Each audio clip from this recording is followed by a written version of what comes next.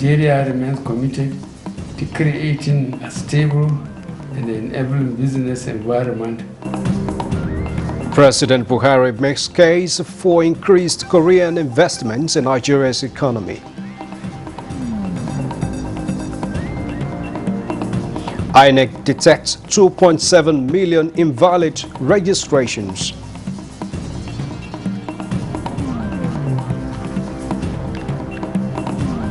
FIRS commences direct collection of taxes from online gaming operators.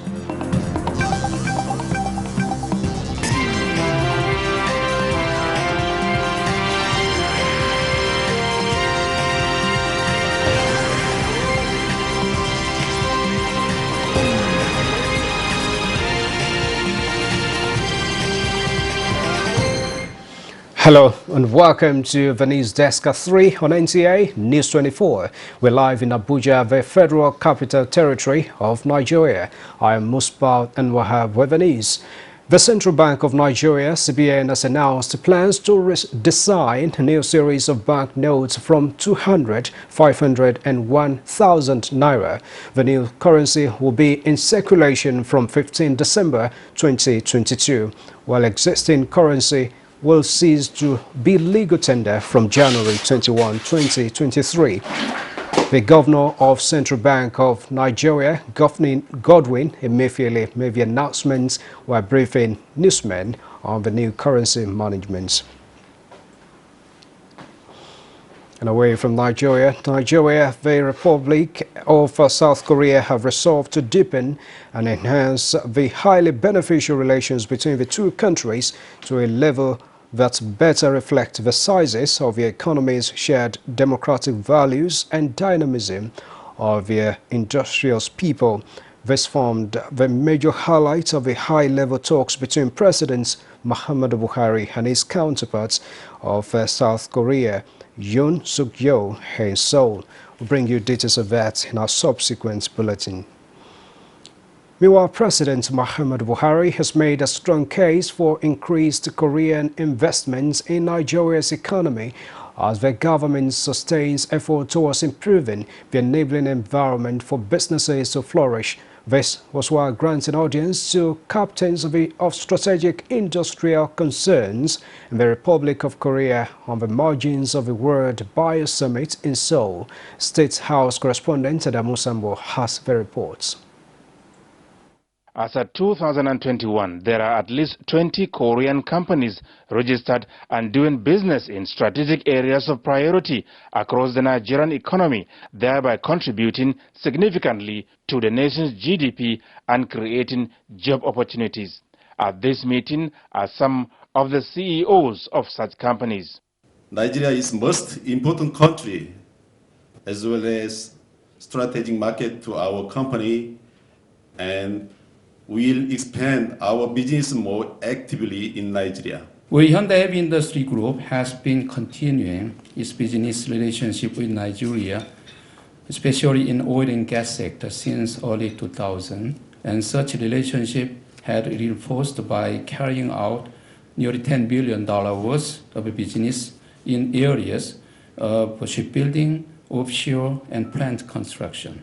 There is a lot for us to handshake with our two nations. Nigeria is ready for business and Nigeria is ready for Korean investment. For President Muhammadu Buhari, this engagement provides an opportunity to not only show appreciation for their trust and confidence in Nigeria's economy, but solicit for more of such investments in other critical economic sectors that can be mutually beneficial to both Nigeria and the Republic of Korea. Nigeria remains committed to creating a stable and enabling business environment for foreign investors. I implore you, therefore, to take advantage of the many investment opportunities in Nigeria, especially in the areas of oil and gas, trade manufacturing, ICT, creative industry, and culture exchange.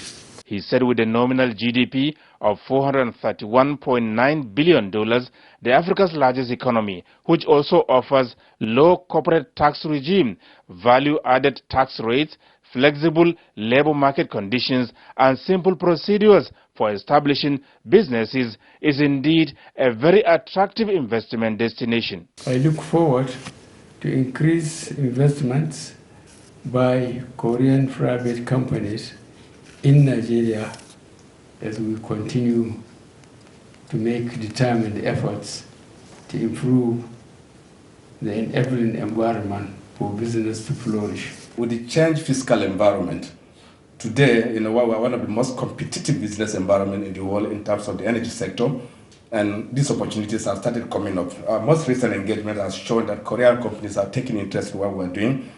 After these meetings, we will continue to engage, and that will bring the investment, and it's already paying off. President Muhammadu Buhari also held a separate meeting with a group from Samsung Heavy Industries led by its president and chief executive officer, J.T. Jung. With the dwindling oil revenue in Nigeria, there is nothing left now rather than to see how we can reactivate and open new frontier and windows where we have multiple sources of revenue and source of income that we can develop our own country. The issue of blue economy is the key. Our presence here open doors. We discuss intensively with Samsung industry on our requirement. Part of the discussions, Mr. Jamo said, centered on the revival and development of the shipbuilding industry as well as the fishing subsector of the nation's economy. From Seoul, South Korea, Adamu Sambu, NTA News. And back in Nigeria, President Muhammadu Buhari has approved the appointment of Engineer Hassan Musa as the Senior Special Assistant to the President on Environment and Climate Change.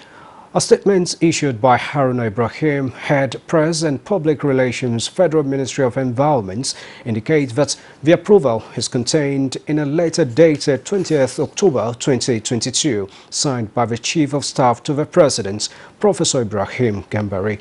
Engineer Hassan Musa recently retired from the Federal Civil Service as the Permanent Secretary, Federal Ministry of Environment. The 21st National Sports Festival, scheduled to take place in Delta State in November, will hold despite the difficulties brought about by flooding. Indication to this is the lighting and kick-off of a symbolic Torch of Unity movement by Vice President Professor Yemi Osinbajo. The Torch of Unity will move round the state and the FCT and rest at Asaba, Delta State on the 28th of November 2022 for the opening of the 21st National Sports Festival tagged Delta 2022. State House correspondent Gideon Nifade reports. At a brief ceremony held at the presidential villa in Abuja, Minister of Sports and Youth Development, Sunday Dare, says though the kick-off ceremony is brief, yet very significant in the history of sports development in the country. The torch being lighted today by His Excellency the Vice President, it will move around this country from state to state to light up in the hearts of our countrymen and women the desire for unity and also to promote peace amongst our youth. For the host governor, Ifeanyi Okowa, sports remain a unifying force, stressing that Delta State is already preparing for the successful hosting of the festival. Because what sports represents in our nation is something that we must continue to talk about, the peace and unity of this nation. The governor then proceeds to hand over the mascot of the festival, Uzo the Eagle, to the Vice President. This was followed by the symbolic lighting of the Torch of Unity by the Vice President and the ceremonial movement of the torch led by Mary Onyali. The performance of Team Nigeria clearly shows that the progressive agenda of the federal government, led by our sports ministry in the sports sector, is yielding the desired results. We are committed to supporting the sports sector to sustain this height, the height that's already been attained. And we realized that the overall goal of using sports as a tool for meaningfully engaging our young people and also for uniting our country is a very sound objective and one that we intend to continue to pursue on a regular and a daily basis. Minister of Women Affairs Pauline Talin, the Chairman House Committee on Sports Olumide Oshoba, and other distinguished personalities witnessed the ceremony. In the State House, Jide Onifade, NTA News. Nigeria is heading to greatness if all citizens are sincere, honest, truthful and committed to bringing about comprehensive changes in approach to dealing with one another. At a one-day session to discuss nation building in challenging times, some prominent Nigerians say there is need to carry out an evaluation of a nation's security instrumentality to determine its viability. Clement Barakui reports that the session held in Uyo was put together by the Forum of Former Deputy Governors of Nigeria. It is the convergence of men of like minds, and having served the nation as deputy governors of their various states, they saw the need to come together and brainstorm on how to fast-track Nigeria's development in the face of daunting challenges. Agreed that issues of insecurity, economic downturns, among others, are not peculiar to Nigeria alone. These challenges are surmountable, and all the country needs is a leader who knows how best to address the issues. And I believe in Nigeria, we know that this thing could change if in 2023 could emerge a leader who has the love for the people.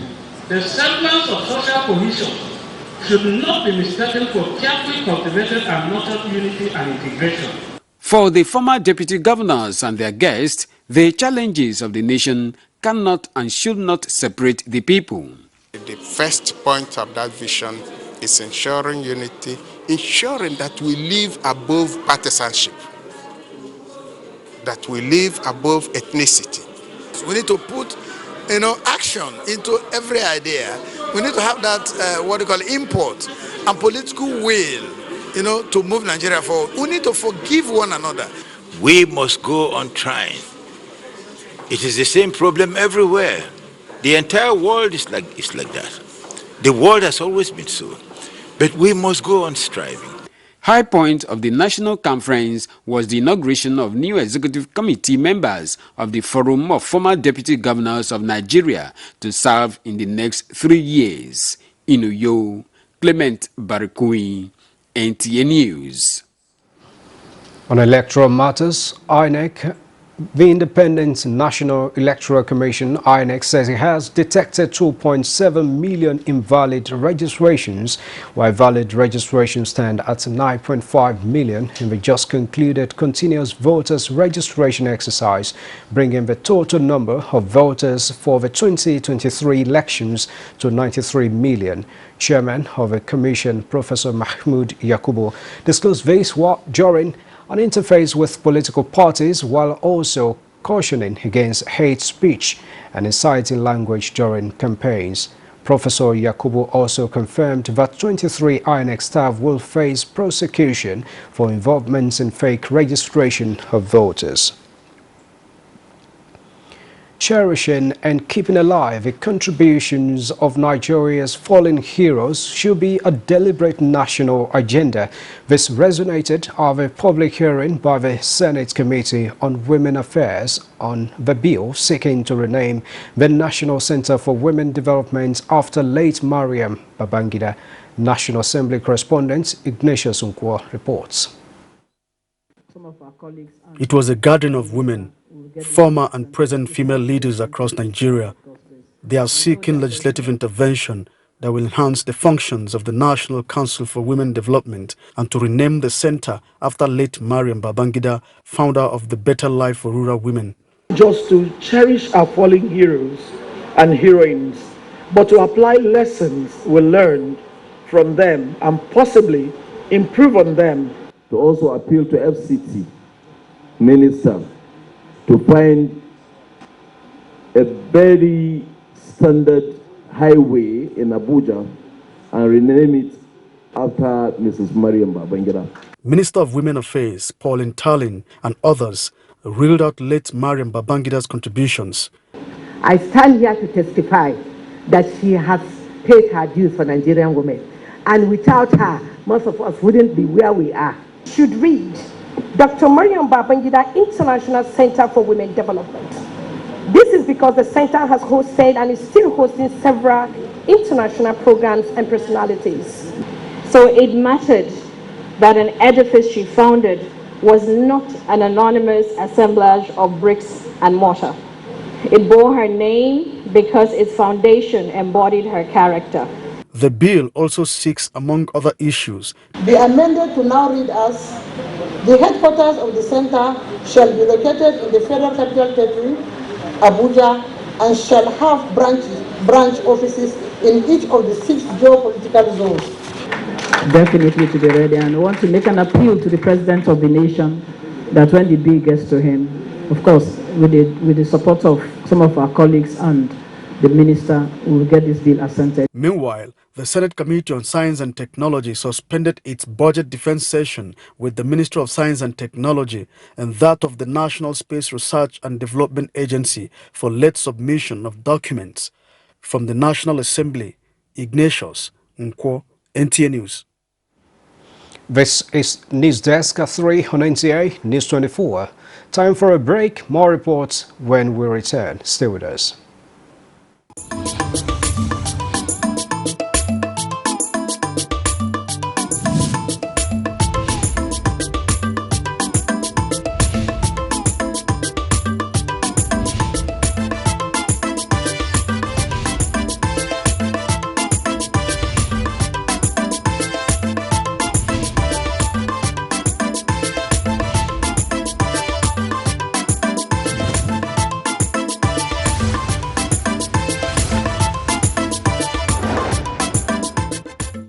Thanks a lot for staying with us. The Federal Inland Revenue Service, FIRS, says it has commenced the deduction of taxes at transaction point from online gaming transactions using the Sentinel National Payments Gateway, an electronic solution.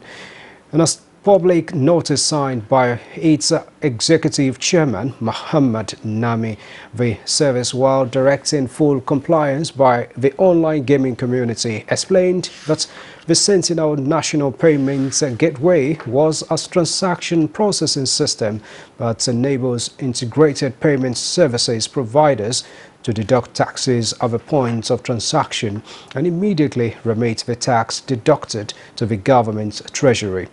The FIRS also noted that all operators offering online gaming services in Nigeria not later than 31st of December 2022 were required to connect to the Sentinel National Payments Gateway, deduct tax from online gaming transactions and remit same directly to the relevant government treasuries.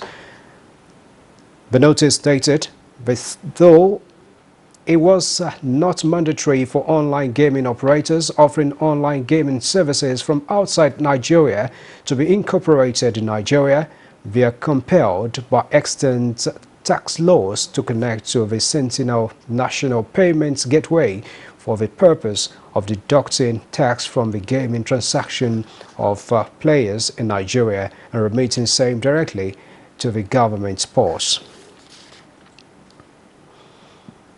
The issue of climate change has always been identified as one of the reasons for flooding. However, guests on Good Morning Nigeria believe this phenomenon is beyond the usual narrative. They emphasize dredging of rivers Niger and Benue as well as construction of small dams across the country as a major solution to the incessant flooding being experienced in the country annually. Oyeyemi Ajayi reports. Though the rainy season is almost winding down, the devastating effect it brought cannot be forgotten in a hurry, not just by those affected, but the country at large. Experts say if drastic preventive measures are not put in place, the next rainy season might be more. With houses submerged, farmlands and other livelihoods destroyed, guests on NTA's Good Morning Nigeria emphasized proper planning and desilting of the dams as a major step to mitigating perennial flooding in the country. The solution to this problem is the dredging of the River Niger, which I think will go a long way in ensuring that this perennial flooding is controlled. And then the construction of small dams across board. First, you construct dams in places like Adamawa State, Borno State, Katsina State, Bauchi State. You hold back the water. You can keep this water till the month of April, May. When we need them. When we need them, they'll be using it for irrigation, use them for livestock arriving over there. Delta, Kogi and Bayelsa are some of the states worst hit by the devastation. Experts therefore advised that subnationals should partner with relevant agencies and organizations in the fight to mitigate the incessant ravaging flood. What are the states doing? States have partners, international partners. Exactly. They can pull in to assist in doing some of these dams we're talking about. The state governments, through the ministry, has done a lot of climate mitigation by way of planting trees, because we know that trees does a lot of carbon sequestration, which is largely amounting to climate change. We have our activities in stages. We have ones before, during, and after. And so before it happens, we have activities like carrying out enough sensitization and creating awareness to our various local governments. With President Buhari's directive for an action plan in the next 90 days, the experts, however, charged the federal government to take drastic steps towards ensuring the next rainy season does not become more devastating. Oyeyemi Ajayi, NTA News. National Human Rights Commission says it will continue in its mandate to ensure promotion and protection of human rights of Nigerians. Executive Secretary of the Commission, Tony Ojukwu, made this known when he received the Ombudsman of the Bolivian Republic of Venezuela, Alfredo Ruiz Angulo, on the need to improve human rights institutions in both countries. So we have 4 thematic departments for the promotion and protection of human rights. 1, civil and political rights. 2, economic, social, and cultural rights. 3, women and children. 4, vulnerable groups, which is in charge of persons with disabilities. So those are the 4 thematic departments that protect our rights.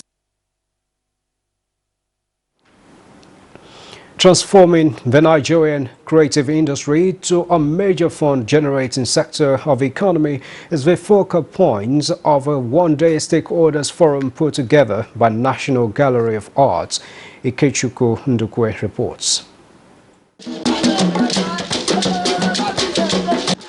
The Nigerian creative industry is capable of generating funds that can drive the nation's annual budget if proper funding and right policies are put in place.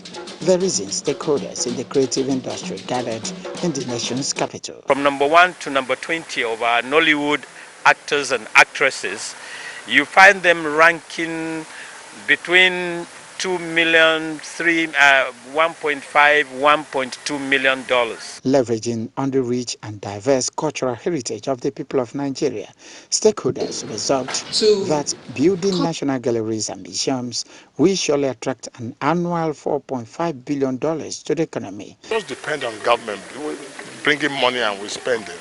Once you are made a DG of a place or chairman of a place, the onus rests on you and see how you can look inwards and inside and create your own wealth, because this nation can never afford to give you the money you are thinking about. Because our art is rich.